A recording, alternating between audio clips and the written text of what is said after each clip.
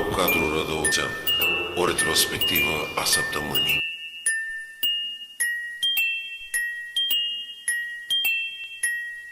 O emisiune cu și despre oamenii acestui oraș. Top Cadru Rădăuțean.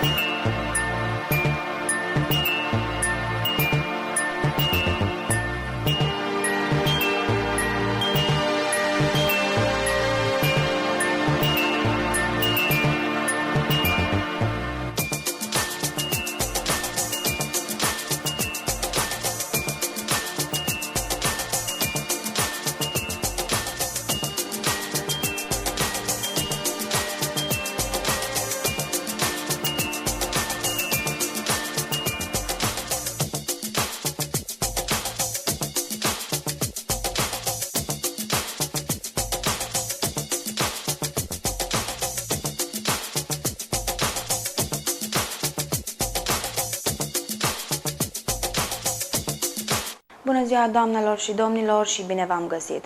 Dacă toți suntem la prima emisiune a anului 2009, dați-mi voie să vă doresc un an nou mai bun și plin de împliniri. Știrile și evenimentele din această săptămână aduc în fața dumneavoastră un bilanț al anului 2008 și gânduri bune pentru noul an.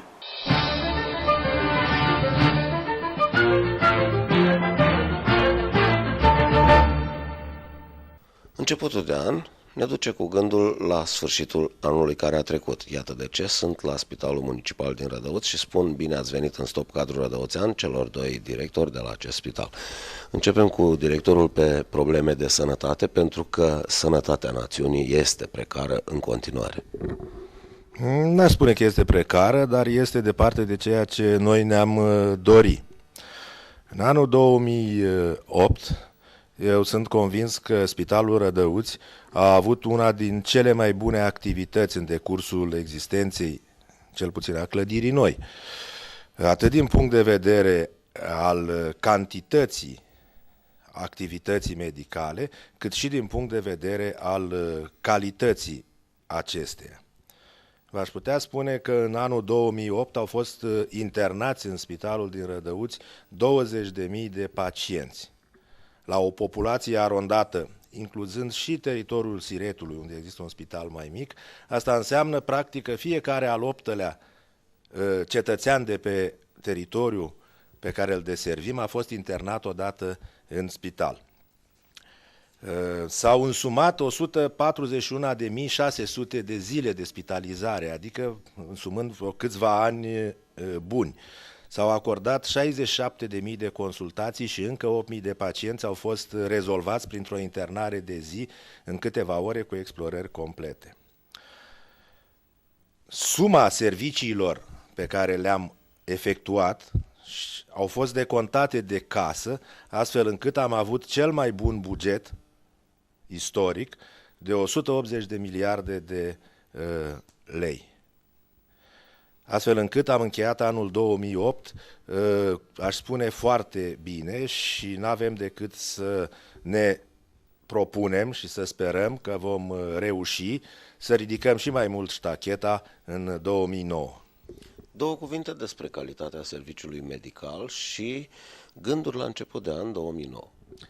În ceea ce privește calitatea serviciilor medicale, spitalul are 13 secții, deci acoperă majoritatea patologiei existente în teritoriu.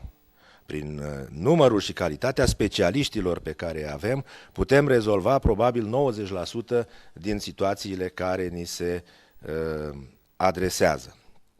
Există secții înalt performante, cum ar fi, de exemplu, chirurgia. N-am să vorbesc despre infrastructura acesteia, dar există dotare cu aparate noi de anestezie, există posibilitatea investigării endoscopice atât a intestinului gros cât și a stomacului. Există dotări la nivel de vârf pentru blocul materno-infantil, sala de naștere și mai ales copiii în primele zile de viață, inclusiv a celor care sunt prematuri și se nasc cu o sănătate precară și cu o greutate mică. Avem posibilitatea investigării radiologice de înaltă performanță și dispunem de aparat ecografic care poate efectua investigația în urgență 24 de ore din 24. Există o secție de cardiologie dotată cu tot ceea ce îi trebuie pentru a rezolva marile urgențe cardiovasculare, bineînțeles în afara cardiologiei intervenționale, pe care nu are nici Suceava.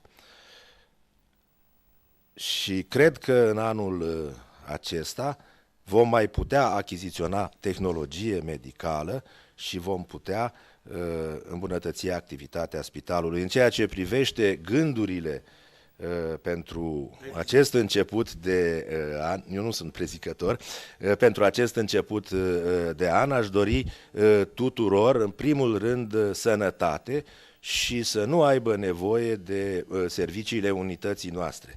Dar dacă totuși acest lucru, din nefericire, se va întâmpla, vreau să-i asigur pe telespectatorii dumneavoastră că vom face tot ceea ce este posibil pentru rezolvarea completă a cazurilor respective. Mulțumesc. Dacă, în general, omul când vine la spital ia cunoștință cu doctorul, cu sala de operații, cu salonul, există însă partea managerială de conducerea unui spital pe care cetățeanul obișnuit nu o cunoaște. Ce se află în spatele managementului unui spital ne poate spune domnul Robu. Bună ziua și aș dori să încep să urez la mulți ani celor care ne urmăresc acum și aș vrea să concluzionez că anul 2008 a reprezentat un an de vârf în dotarea spitalului cu aparatură medicală de înaltă și medie performanță, precum și alte mijloace fixe. Aș putea să nominalizez din veniturile proprii. S-au achiziționat aparatură medicală și mijloace fixe în valoare de peste 2 miliarde de lei din fondurile alocate de la Ministerul Sănătății. A fost achiziționat un electroencefalograf și un aparat de ventilație artificială în valoare, și precum și un aparat de anestezie în valoare totală de peste 1 miliard 900 de milioane de lei. Aș vrea să reamintesc că Spitalul Rădăuț este prins într-un program de reabilitare din Banca Mondială a secțiilor de obstetrică, ginecologie și neonatologie. Este unul din cele 19 spitale din țară. Până acum am primit aparatură medicală, röntgen, pentru aceste două secții în valoare de peste 5 miliarde de lei, urmând ca din martie să înceapă să deruleze programul de reabilitare a infrastructurii. Aș putea să mai amintesc că din bani alocați de Consiliul Local s-a achiziționat un microtom în valoare de 400 de milioane de lei, iar nu în ultimul rând aș dori să amintesc sprijinul nemijlocit al domnului primar Aurel Olărean, care prin intervențiile dumnealui a făcut posibil ca spitalul să beneficieze de fonduri din partea Ministerului Sănătății în valoare de 4 miliarde de lei, prin care s-au achiziționat 4 ascensoare noi, urmând ca în această perioadă aceste ascensoare să fie montate. Ce aș putea să mai amintesc pentru anul 2008? A fost cu ajutorul firmei Schwarzkopfer Holz Industrie, a fost reabilitat compartimentul de primire urgențe. Poarta de intrare în spital, compartiment care poate să spun cel mai dotat din județul Suceava. Apoi, cu ajutorul firmei Eger, s-a modernizat blocul operator, un bloc operator la standarde europene. În mare, astea au fost realizările de vârf. Ce aș putea să-mi doresc pentru 2009, în primul rând sănătate și în al doilea rând să dea Dumnezeu să avem un an 2009 la fel măcar de bun cum a fost 2008. Ce ne puteți spune despre relația cu sindicatul spitalului și despre pregătirea profesională a medicilor și cadrelor medii din spital? Cu sindicatul Sanitas și cu Camera Federativă a Medicilor, precum și cu sindicatul TESA, în spital există 3 sindicate. Bineînțeles, majoritar cel este sindicatul Sanitas. Relația este foarte bună. Toate deciziile majore ce privesc condițiile de muncă, nivelul de salarizare, se iau împreună cu liderul de sindicat, care dacă într-un moment spitalul nu a dispus de fonduri, sindicatul a înțeles, acele drepturi au fost date ulterior, fără nicio problemă. Noi, Spitalul Rădăuț, nu știu celelalte spitale, avem programe proprii de perfecționare, atât a medicilor cât și a cadrelor medii. Programe care se aprobă la început de an și se susțin cu un grafic pe parcursul întregului an. Pot salariații să fie mulțumiți de funcția pe care o au aici. Se aude că în multe locuri de muncă se fac disponibilizări. Care este situația la spital? Spitalul Rădăuț nu va pune niciodată problema, mai ales în momentul de față de disponibilizări, mai ales faptul că nici normarea nu este la maxim. Sunt sectoare în care pot să spun că normarea este deficitară. În ceea ce privește gradul de mulțumire al salariaților, parcă am trebuit să-i întrebați pe ei, dar neavând nicio acțiune de protest, presupun că toată lumea este mulțumită. Veți face angajări în 2009? Aici este o problemă mai delicată. În ultima perioadă a apărut o ordonanță de guvern care suspendă ocuparea prin concurs sau examen a tuturor posturilor vacante până la 31 decembrie 2009. Există însă posibilitatea de a angaja numai pentru posturile unice și în anumite locuri unde se dovedește că este personal insuficient. Ar fi o portiță de angajare, altfel nu avem voie conform legii. Dacă cei mai mulți dintre noi am fost ocupați cu sărbătorile, să aflăm din rubrica Info Poliție despre piromani, găinari și focuri de armă.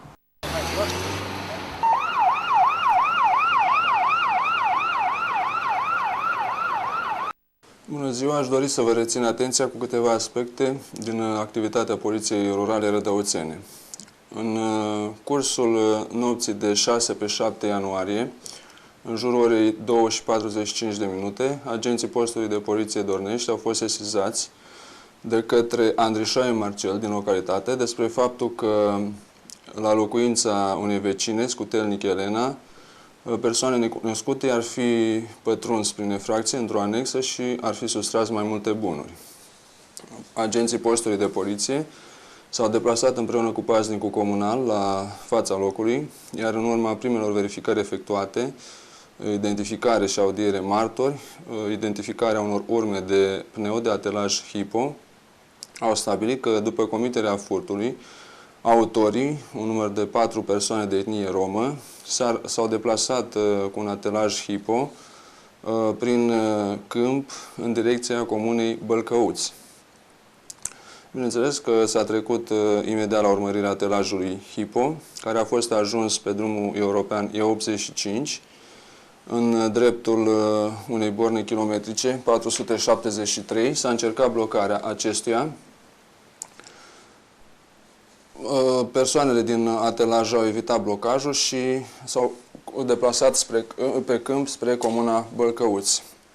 S-a solicitat sprijin postului de poliție Bălcăuți și lucrătorilor poliției orașului Siret. S-a trecut la urmărirea atelajului Hipo. La un moment dat, acesta s-a împotmolit pe câmp. Un agent de poliție din cadrul postului de poliție Dornești a efectuat 2 somații legale, verbale, apoi a executat un număr de 3 focuri, unul în plan vertical și 2 în direcția persoanelor în cauză. În cele din urmă a fost reținut și imobilizat unul dintre cei 4 romi, și anume Beghean Ștefan, în vârstă de 51 de ani. Celui în cauză i s-a documentat activitatea infracțională. Acesta a recunoscut că în noaptea anterioară furase un număr de 10 găini din locuința persoanei pe care am menționat-o anterior. De asemenea, a mai recunoscut comiterea unui furt de știuleț de porumb de pe o suprafață de teren aparținând unei societăți din comuna Bălcăuți. În urma cercetărilor efectuate s-a stabilit și participația celorlalte 3 persoane: Pleșca Vasile Florin, în vârstă de 20 de ani, Luțu Constantin Cristian, de 26 de ani și Luțu Marcel, în vârstă de 30 de ani, toți 3 fiind de etnie romă și cunoscuți cu antecedente penale. Cercetările vor fi continuate de lucrătorii postului de poliție Dornești cu autorii cercetați în stare de libertate.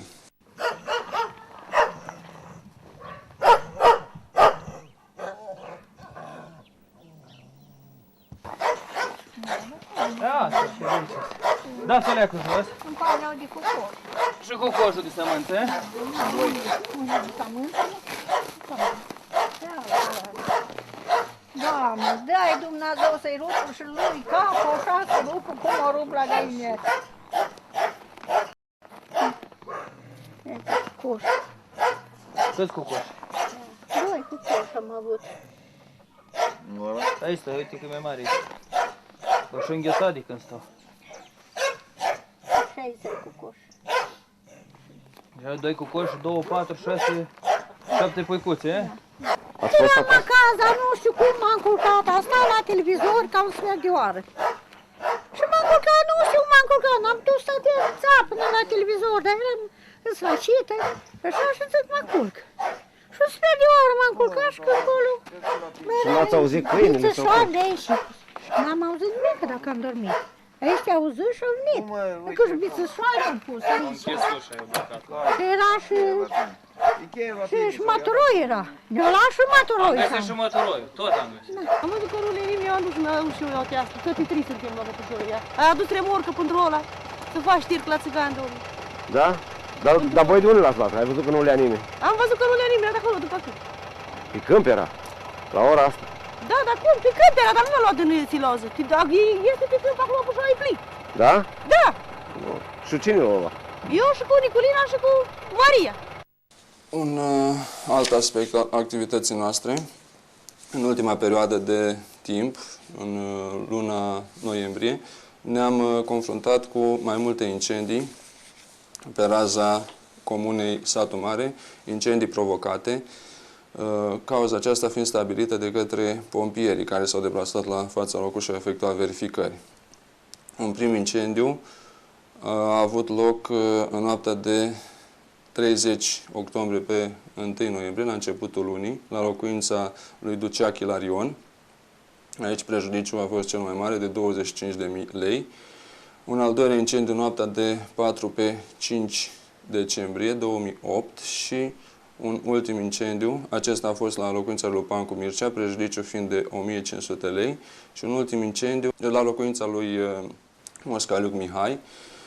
În urma verificărilor efectuate pe tot parcursul acestor luni, deci noiembrie și decembrie, s-a stabilit că toate aceste incendii au fost provocate de către Donisan Constantin, în vârstă de 25 de ani, din localitate, din comuna Satu Mare, din satul Țibeni.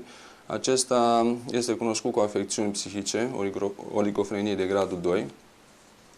Urmează să fie expertizat psihiatric. În funcție de rezultatul acestei expertize, cauza urmând să fie soluționată procedural. El va fi cercetat sub aspectul săvârșirii infracțiunii de distrugere, faptă prevăzută și pedepsită de articolul 217, alineatul 1 și 4 din Codul Penal.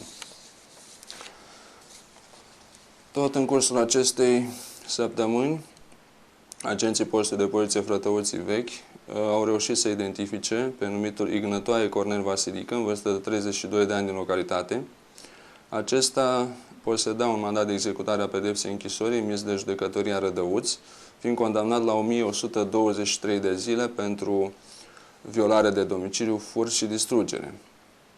Cel în cauză, în noaptea de 29 august 2007, împreună cu munteanii Ionuț Gheorghe, au pătruns fără drept în curtea locuinței lui Hurju Eugenie din comuna Bilca, au sustras un autoturism, apoi l-au incendiat în parte. Cel în cauză a fost introdus în arestul Inspectoratului de Poliție Județean Suceava. Vă mulțumesc pentru atenție.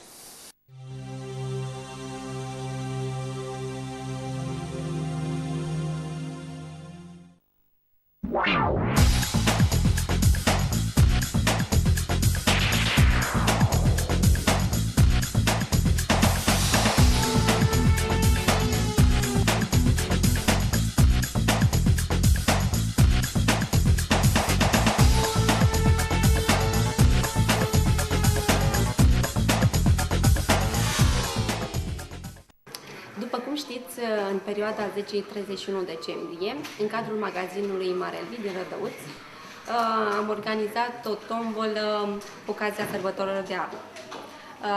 Tombola conține premii în valoare totală de 6.000 de ron. Această tombolă va fi formată dintr-o comisie, și anume domnul Mihai Telba, product manager, Viorica Mihalescu, director de marketing, Maria Claudia, jurist, Virgil Chifan, care este șeful din magazin. Și de asemenea avem prezenți doi martori, Irimia Loredana și Șindrilă Eugeniu.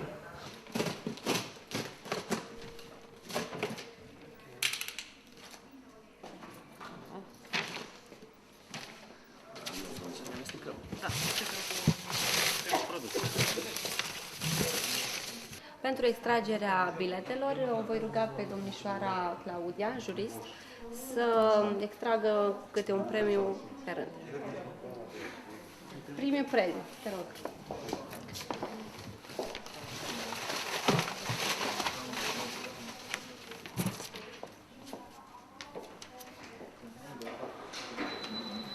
Premiul conține un blender Braun. Drehluța Catrina, localitatea Frătăuții Vechi, județul Suceava. Ok, premiul 2.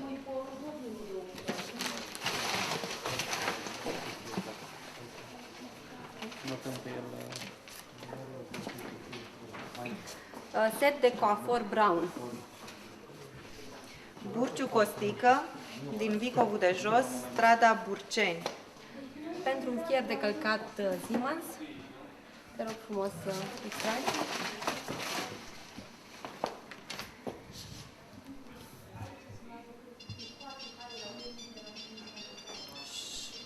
Sorodoc Elena, Rădăuți. Okay. Pentru a patra extragere, prăjitor de pâine Philips. Prichici Vasile, din Iaslovăț, numărul 913, număr de casă. A cincea extragere, mixer Philips. Acesta.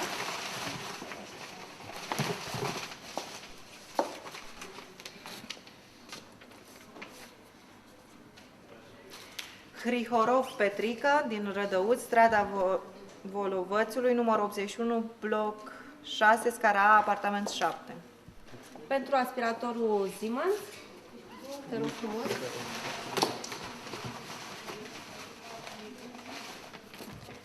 Pentru un aspirator, câștigător este Halip Maria, din satul Nou, Marginea. Pentru cuptorul cu microunde, al șaptelea extragere. Cuptorul cu microunde merge la Motrescu Vasile Dorel, din Vicovul de Jos, județul Suceava. Da, mulțumesc. Mini-sistemul Sony, a 8-a extragere.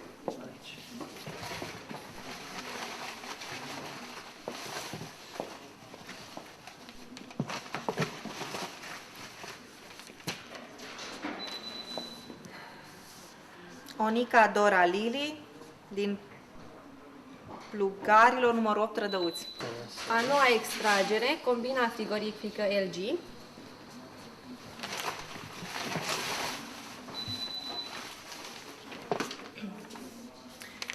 Combina frigorifică merge la Ghetău Tecleanu Ștefan, cu zavodă numărul 16. Da.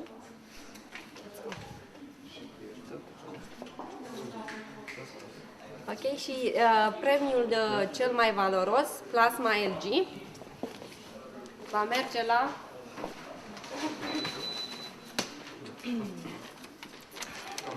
Și plasma LG merge la Șerban Camelia Elena, din Rădăuți, strada Alea Primăverii. Felicitări! Felicitări! Nu uitați să treceți pragul magazinului Marelbi, care este liderul județului Suceava pe partea de electrocasnice. Și după cum ați observat, suntem alături de clienții noștri. Tot timpul veți găsi prețuri foarte bune, cât și oferte speciale în magazinul nostru. Vă așteptăm! Iar marele premiu îi revine doamnei Șerban Camelia, care a achiziționat de la noi o mașină de spălat, plecând acasă cu cele două produse.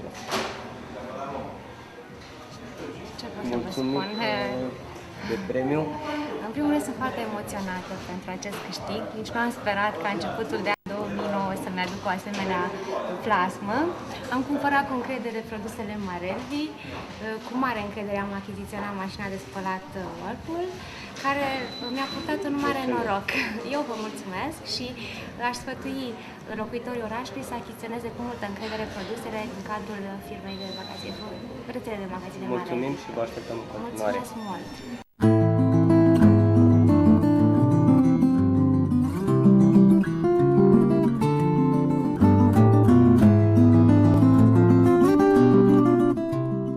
Stop Cadru Rădăuțean continuă cu rubrica Invitatul emisiunii. Invitatul nostru de astăzi este domnul deputat Mircea Irimescu. Bine ați revenit în Stop Cadru Rădăuțean. V-am găsit. Vă mulțumesc de invitație. Gânduri la început de an, ați promis că veți reveni în emisiune, ați fost deja la Camera Deputaților, v-ați luat în primire drepturile, ca să spun așa, și iată că am ajuns la începutul anului 2009 în viitorul dumneavoastră birou al deputatului din Rădăuți. Da, am primit din partea primăriei Rădăuți, să zic așa, repartiție în acest spațiu și sunt în curs de amenajare. Și cu personal și partea de logistică necesară pentru dezvoltarea acestei activități. De altfel, toată această perioadă este o perioadă de organizare intensă, de stabilirea unor raporturi și cu administrațiile zonelor din Legiul 6 Rădăuți pe care îl reprezint și în același timp și cu diverse forțe politice, cu diverse structuri ale administrației județene și centrale. Spuneați că veți canaliza toate eforturile dumneavoastră pentru a ajuta zona Rădăuți, nu doar orașul. Da, așa este. Acesta este principalul meu scop. Mă organizez în această direcție, în vederea acestui lucru și apreciez, după elementele care le am în momentul de față, că pot face lucrul ăsta, că este accesibil un astfel de demers. Eu sper încununat cu succese. Plecarea dumneavoastră din Consiliul Local al municipiului Rădăuți va genera oarecare schimbări. Ce anticipați? Nu știu dacă vor fi chiar schimbări legate strict de plecarea mea. Voi fi înlocuit acolo de o persoană în care eu am încrederea totală că va face ceea ce trebuie. Eu om serios. Dar schimbări s-ar putea să fie din altă sursă și numai să coincidă cu faptul că am plecat eu din Consiliu. În orice caz, urmăresc și eu cu atenție tot ce se întâmplă acolo. Orice va fi în continuare, ne vom face datoria. Eu trebuie să precizez chestiunea aceasta. Sunt un om în opoziție, al opoziției. Voi încerca o opoziție constructivă, dar în același timp voi face tot ce trebuie sau tot ce impune situația aceasta de om al opoziției. Deci voi fi foarte atent cu tot ce se întâmplă la nivelul Rădăuțului. De ce ați ales un cabinet parlamentar în Casa de Cultură de la Rădăuți și de pildă n-ați ales Suceava? Bine, aceste două lucruri la Rădăuți l-am primit aici, în această locație și pentru mine este bine, sunt mulțumit.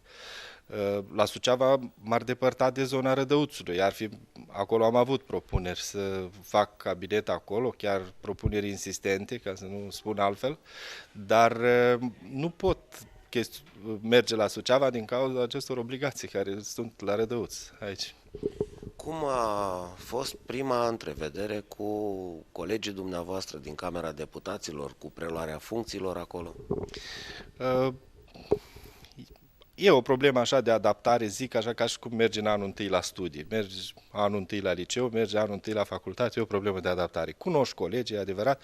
Sunt două grupuri mari. Sunt cei care au mai fost și se vede lucrul acesta, au o altă dezvoltură, cunosc relațiile tehnice sau ce trebuie făcut acolo și noi, cei care am venit acum. E un grup omogen, grupul în care mă aflu eu. Activez în cadrul Comisiei de Cultură, unde sunt oameni foarte, foarte serioși, cât am putut eu să-mi dau seama, și, în general, spre bucuria mea, am descoperit o atmosferă de muncă, deci o atmosferă de seriozitate. Se dă dovadă de multă disciplină, văd că cei care au format puterea, grupul acesta masiv al PDL plus PSD se comportă aproape militarești, sunt foarte uniți și se arată. Deci e o atmosferă de muncă în momentul de față. Nu s-a ajuns încă la rezolvarea unor probleme, să zicem, legislative pure. Deci au fost probleme administrative legate de validarea deputaților, respectiv validarea guvernului. Se spune că vocea unui parlamentar din opoziție se face mai tare auzită decât vocea celor de la putere. Acum, potrivit legii, accesul la mijloacele media trebuie să fie egale pentru putere și opoziție. În opoziție sunt mult mai puțini. În momentul de față, cam la 4 deputați de la putere revine unul de la opoziție. Dacă ăla de la opoziție este activ, este clar că vine de 4 ori mai des decât unul de la putere și poate de aici se trage concluzia că, în orice caz, sigur că trebuie urmărit cu atenție tot ce se întâmplă și aspectele critice care trebuie relevate, trebuie arătate public fără niciun fel de ezitare. Spuneați la început că ați fi dorit să faceți parte din Comisia Economică. Există posibilitatea ca pe parcurs să treceți la această comisie sau veți rămâne mulțumit la Comisia de Cultură? Nu știu dacă va exista posibilitatea de trecut la o altă comisie. Locul respectiv ar trebui să devină la comisia respectivă liber, întâi și întâi. Eu mi-am dorit Comisia Economică, nu am putut să ajung acolo, mi-a părut rău pentru asta, dar eu sper să fiu foarte util și, nefiind membru în Comisia Economică, dreptul de a participa la ședințele comisiei există și pentru alți deputați. O să fiu atent acolo, o să mă văd toate hârtiile care trec pe acolo, o să le citesc cu atenție, pentru că, în general, proiectele legislative care sunt se distribuie tuturor deputaților și nu numai celor de la o anumită comisie. Și dacă cineva este interesat, indiferent de la ce comisie este, pe un anumit proiect de lege, merge la comisia respectivă, are acces, se poate manifesta activ acolo. În timp sper să reușesc să fac chestiunea aceasta. Strict pentru a ajuta cetățeanul din Rădăuț și din zona Rădăuțului, are importanță din ce comisie faceți parte? Bănuiesc că da. Bănuiesc că da, în sensul că acum cea mai mare cerere a zonei este de fonduri. Deci se doresc bani. În elaborarea bugetului, noi avem un cuvânt ca opoziție vorbind acum secundar. Cei de la putere impun bugetul, impun eventualele finanțări ale zonei. Nu știu, încă n-am văzut proiectul de buget. Știu că sunt probleme în genere cu banii. O să așteptăm să vedem. O să facem și noi amendamente, o să încercăm să ne batem pentru anumite introduceri sau completări punctuale în buget. Încă nu pot aprecia cu ce succes, pentru că, vă spun, până în momentul de față, bugetul nu este difuzat, nu este depus la Parlament, ca atare nu este public. Încă se lucrează, se elaborează. Spuneați că sunteți într-o etapă de organizare. Dacă v-ați prevăzut stafful cu care veți lucra în cadrul biroului parlamentar de la Rădăuț? Din cele 3 persoane la care am eu dreptul, 2 sunt stabilite și sunt mulțumit de ele. Urmează să mai găsesc o persoană pentru care am discuții zilele acestea.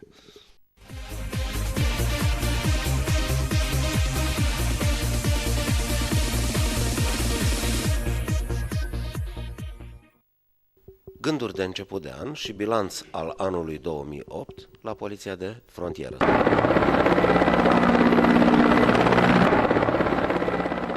Bine ați venit în emisiunea Stop Cadru Rădăuțean. Bună ziua dumneavoastră și ascultătorilor dumneavoastră și dați-mi voie să vă urez la mulți ani, atât dumneavoastră cât și telespectatorilor postului noastră de televiziune. Cum a fost anul 2008? Știu că după intrarea în Uniunea Europeană vi s-au cerut îndeplinirea unor pași și fără îndoială ați avut și pentru anul 2008 un target. L-ați îndeplinit sau nu?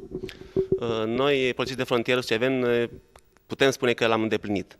Ne-am îndeplinit pe deplin obiectivele propuse după aderarea României la Uniunea Europeană. După cum știți, la 1 ianuarie 2007, țara noastră a aderat la Uniunea Europeană.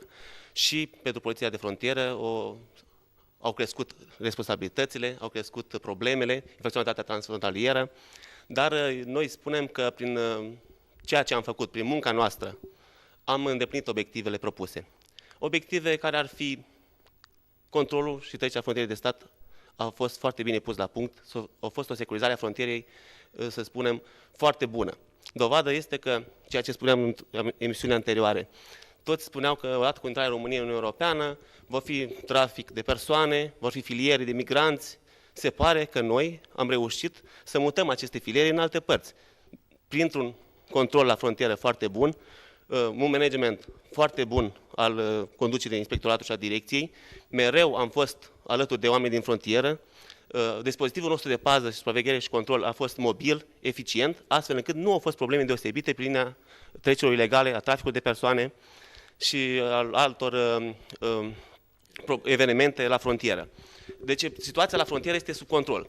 Un alt obiectiv a fost eliminarea corupției în rândul personalului propriu. Au fost câteva cazuri, au fost eliminați din structură polițiști de frontieră care nu au înțeles menirea lor în această structură.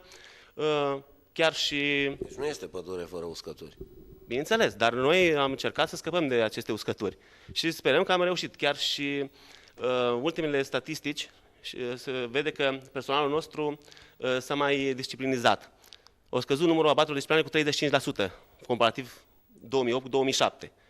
Iarăși este meritul conducerii a tuturor celor care, oamenilor de bine din poliția de frontiere, care au încercat să conștientizeze pe cei care încălcau conduita profesională, care nu își înțelegeau bine menirea în sistem.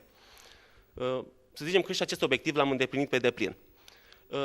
Un alt obiectiv a fost pregătirea personalului. Condiții noi de trecere, aderare la spațiul Schengen, acum alte, efectiv s-a schimbat foarte mult și legislația. La controlul de frontieră, la trecerea frontierei, ei mereu profesionalizăm și încercăm să aducem polițistul de frontieră la cote înalte, privind profesionalizarea. Un alt obiectiv a fost eficientizarea resurselor financiare, materiale și umane. Și aici s-au îndeplinit condițiile, cerințele impuse de Uniunea Europeană. În ultimul rând, cooperarea cu structurile administrației publice locale și cu grănicerii ucraineni. Avem o bună colaborare cu grănicerii ucraineni. Avem întâlniri, întrevederi permanent, avem schimb de informații. Mai există acel birou în cadrul frontierei de la Ucraina în care cooperează... De contact porumne, în care grănicerii ucraineni cu polițiști de frontiere români sunt acolo în acel birou și fac schimb de informații. Să știți că este foarte bun înființarea acestui punct de contact. Dovadă este informațiile de la noi la ei și la ei la noi au dus la depistarea unor grupări infracționale. Sistemul de pază este mult mai bun și mai eficient la frontieră, deci, într-adevăr, s-au dat roade.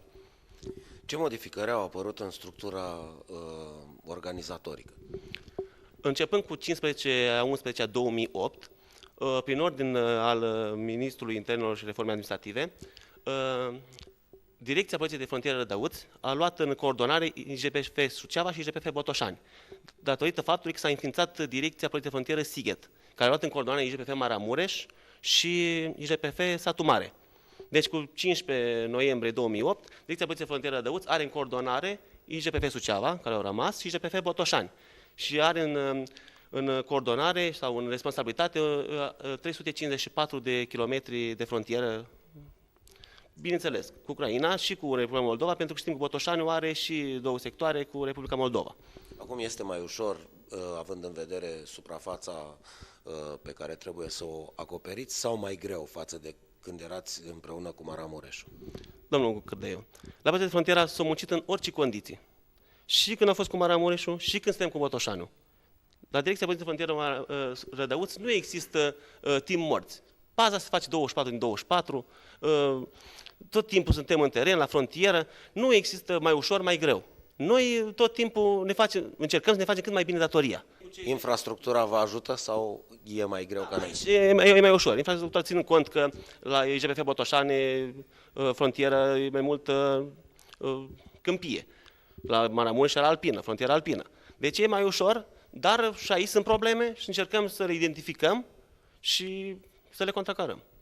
Începutul anului 2009 găsește Direcția Poliției de Frontieră fără un director sau cu un director interimar. Ce se aude în acest sens? Da, după cum bine știți, fostul director a plecat la Direcția Poliției de Frontieră Sighet, iar acum avem directorul interimar pe domnul comisar Prelipcean Mihai. Colaborează foarte bine cu domnul comisar șef Robu Gheorghe și cu domnul comisar șef Cârcu de la Botoșani. Nu sunt probleme, deocamdată chiar mergem destul de bine. Așteptăm, bineînțeles, numirea. Când va fi asta? Se pare că în cursul lunii ianuarie. Ce alte schimbări au intervenit de care cetățeanul trebuie să ia la cunoștință referitor la traficul prin punctul de frontieră de la Siret? Modificări majore nu sunt. Toți noi am prezentat întotdeauna opiniei publice prin comunicate, știri, am prezentat condiții de trecere. Toți cetățenii știu că pot apela oricând la Poliția de Frontieră la numărul de telefon 0230 când au probleme privind atitudinea sau probleme de trafic, inclusiv condiții de trecere a frontierei. Au crescut traficul prin punctul Siret și numai prin punct. Mă refer la toate punctele de trecere din cadrul Direcției Poliției de Frontieră Rădăuț. Astfel că în cursul anului 2008 au fost peste 3 milioane de cetățeni care au tranzitat punctele de trecere la frontiera cu Ucraina, față de 2007, când au fost în jur de 2.500.000. Deci o creștere, să spunem, de 29%, cam așa. Și mijloacele de transport, numărul lor au crescut, bineînțeles, vis-a-vis de faptul că și numărul de persoane au crescut. Asta dovedește că au încredere în poliția de frontieră, că libera circulație se desfășoară în condiții normale, nu sunt probleme.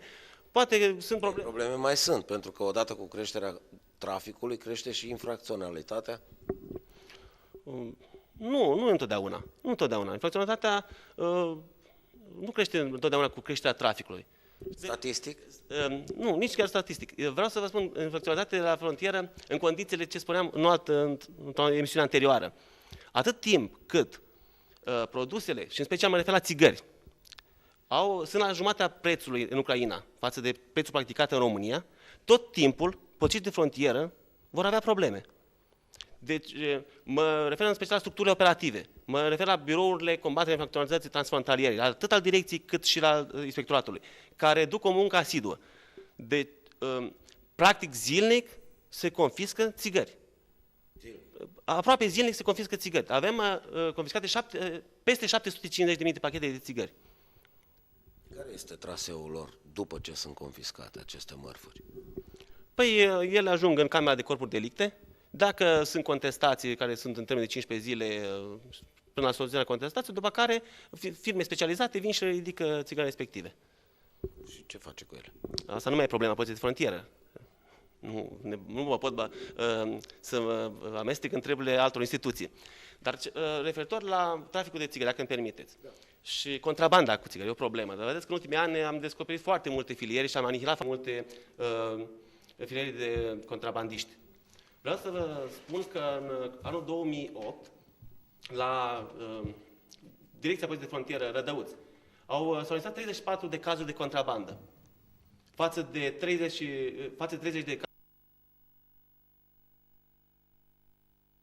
de cazuri în 2007, în care au fost implicate un număr de 139 de persoane, față de 117 persoane. E o problemă, într-adevăr. Și cei din operativ, vă spun, duc o muncă asiduă pentru stoparea acestui flagel. Dovada este că ne facem datorie, sunt tocmai aceste date. 34 de cazuri de contrabandă, în care au fost implicați 139 de persoane. Deci, cei care... E și o muncă profitabilă pentru cei care fac astfel de... recur la astfel de chestii. Dar noi zicem că prin structurile noastre operative și cele de la sediu și cele de DPF Rădăuț, cât și cele de la sectoare, își fac treaba și deci nu putem să spunem că este un fenomen în creștere. Deci încercăm cu tot posibil să-l anihilăm. Dacă îmi permiteți să vă prezint un caz care s-a întâmplat în luna septembrie. Baza de competență a IJPF Suceava, s-a organizat o acțiune amplă, sub coordonarea procurorului Dicot, așa e procedura, la care au participat care de la DPF Rădăuț, IJPF Suceava, ne-au ajutat și colegi de la poliție, la jandarmi, A fost o acțiune amplă în care au fost preciziționate 14 locații, de unde au fost dedicate peste 15.000 de pachete de țigări, 7.640 euro, $4.000, 2 arme de vânătoare, 3 pistoale, 143 cartușe de vânătoare, 6 cuțite de vânătoare, o sabie, 3 binoculi, documente și înscrisuri cu valoare probatorie. Deci s-au dispus începerea urmăririi penale față de 27 de persoane. În sarcina care s-au reținut săvârșirea infracțiunilor de constituire, sprijinirea aderarea unui grup infracțional organizat, contrabandă și trecere ilegală a frontierei de stat a României. Și vreau să conștientizez toată lumea. La frontieră, polițiștii de frontieră sunt cei care gestionează cazuri de contrabandă, treceri ilegale. De la noi pornesc. Că în acțiunile care se desfășoară, intervine, bineînțeles, sub coordonarea procurorului de cot, că așa spune legislația, că intervine și poliție, jandarmi la acțiunile ample. Dar noi suntem cei care la frontieră stăpânim fenomenul și care încercăm prin toate puterile să-l contracarăm. Sau uneori nu îl stăpâniți. Vreau să spun că factorul uman joacă un rol deosebit.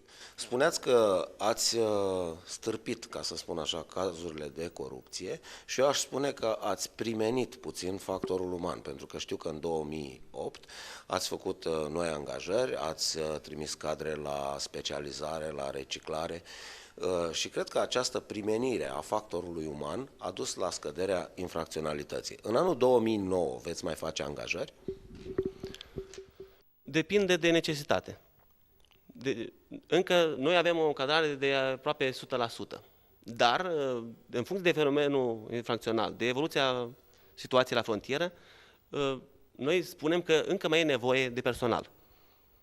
S-au făcut demersuri în acest sens către Inspectorul General de Poliție de Frontieră și vom vedea în 2009 dacă se va aproba aceste demersuri ale noastre. Depinde de mai mulți factori, care nu țin numai de noi. Noi zicem că avem nevoie de personal, în special în structurile operative, pentru că este o frontieră grea, este frontiera externă a Uniunii Europene și, într-adevăr, s-au invitat și noul sector Brodina și s-au luat de la alte sectoare, s-au fost un pic de flux ca să putem totuși să dăm drumul și la sectorul respectiv. Că ați văzut, contrabanda în zona alpină este în floare.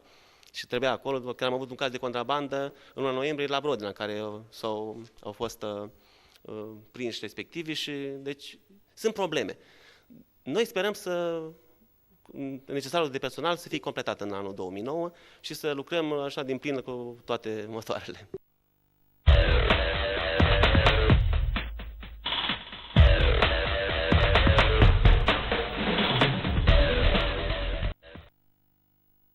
Rădăuțiul a avut o tradiție în hockeyul pe gheață.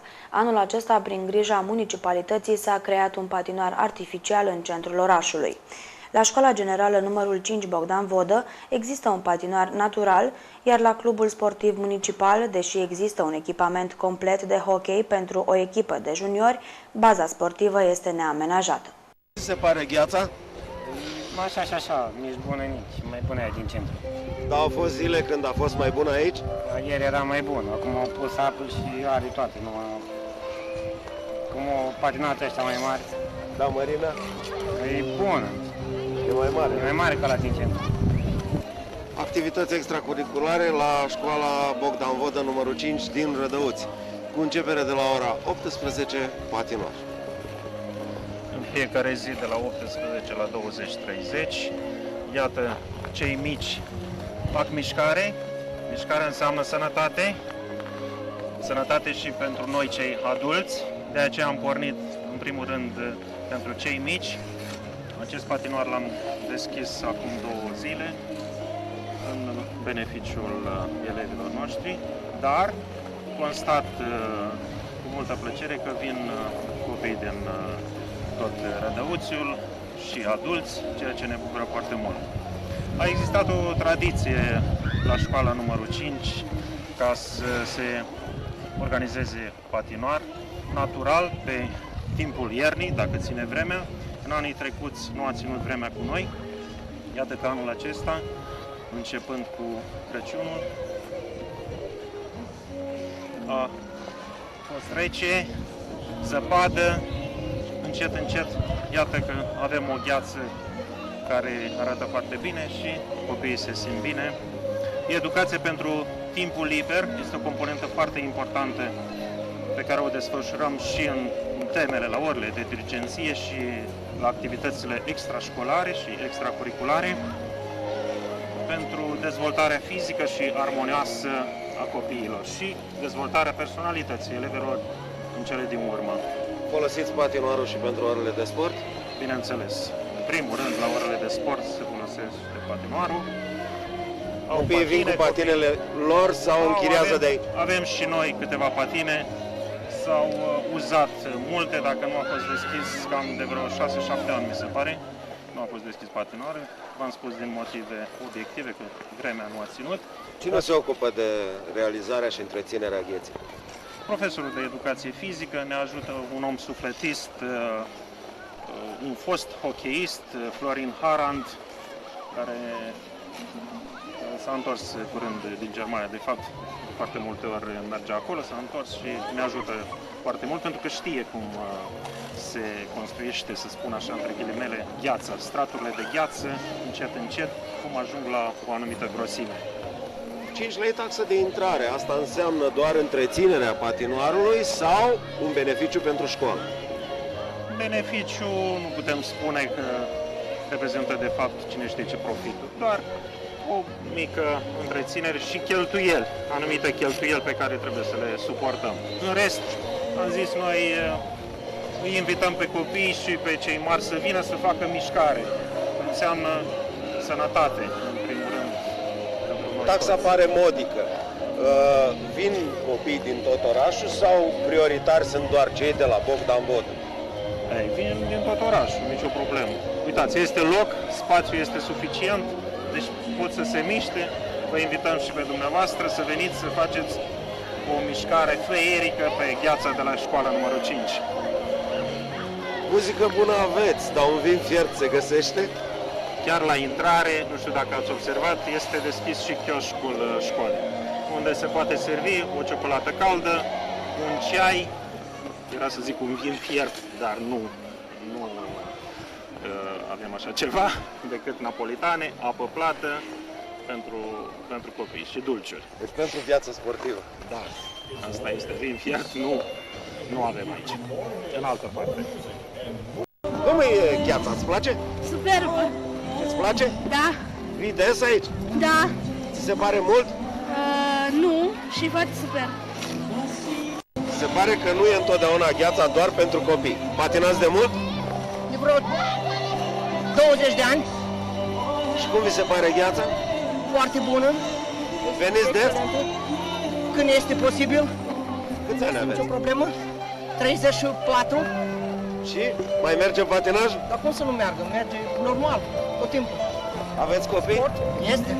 Ați învățat și pe ei? Da, cum să nu? Să vă trăiască. Mulțumesc la fel.